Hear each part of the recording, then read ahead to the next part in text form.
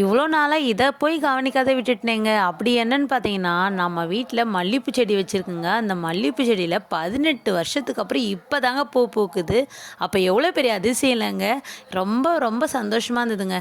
எங்க தான் இந்த மல்லிப்பூ வாசனை வருதுன்னு பார்த்தேங்க. அப்பதாங்க நம்ம செடியிலேருந்து தான் வருதுன்ட்டு நான் பார்த்துட்டு, ஒரே ஆசையா போனேங்க. கிட்ட போய் பார்த்தோம்னா, ஒரே வல்லாரக்கீரை தழை ஃபுல்லாவே அடைச்சிட்டு இருந்ததுங்க. அப்பதாங்க நெனச்சேன், சரி நம்ம அந்த செடிய சுத்தி இருக்கிறதெல்லாம் கிளீன் பண்ணி விடலான்ட்டு பிளான் பண்ணி, அந்த வல்லாரக்கீரை எல்லாத்தையும் புடுங்கி கடாச்சிட்டேங்க. புடுங்கி கடாச்சிட்டு அந்த செடிய சுத்தி இருக்க குப்பை கூளத்தெல்லாம் எல்லாத்தையும் எடுத்து தூர போட்டுட்டேங்க. அடுத்தது அந்த நம்ம செடி இருக்கும் பார்த்தீங்களா, அதில் வந்துட்டு நல்லா டார்க் க்ரீனில் இருக்கிற இலையெல்லாம் வந்துட்டு அப்படியே கட் பண்ணி விட்டேங்க. அந்த லைட் க்ரீனில் இருக்கிறது துளுத்து இருக்குது பார்த்தீங்களா, அதை மட்டும் விட்டுட்டேங்க. மீதி அந்த டார்க் க்ரீனில் இருக்கிறத ஃபுல்லாகவே எடுத்துட்டேங்க. ஏன்னா அப்போ தான் வந்துட்டு ஃபுல்லாக செடி நல்லா மறுபடியும் துளுத்து வருமாங்க. துளுத்து வந்தால் தான் நல்லா பூ பூக்கும்னு சொல்லியிருந்தாங்க. அதாங்க நான் அந்த வேலை செஞ்சேன்.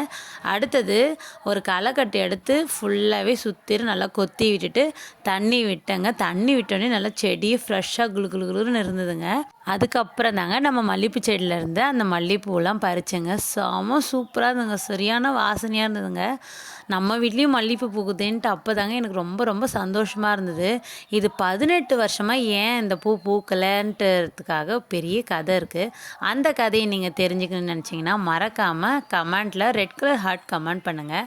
நம்ம சேனல் பிடிச்சிருந்தா லைக் பண்ணுங்கள், ஷேர் பண்ணுங்கள், சப்ஸ்கிரைப் பண்ணுங்கள். நெக்ஸ்ட் வீடியோவில் பார்க்கலாம்.